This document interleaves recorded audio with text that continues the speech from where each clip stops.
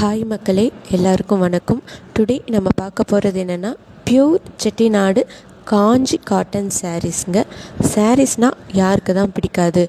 அதுவும் காட்டன் சாரீஸ் எல்லாருக்குமே கொஞ்சம் ஸ்பெஷல் தான். நம்மக்கிட்ட எல்லா கலர்ஸ்லையுமே அவைலபிளில் இருக்குது.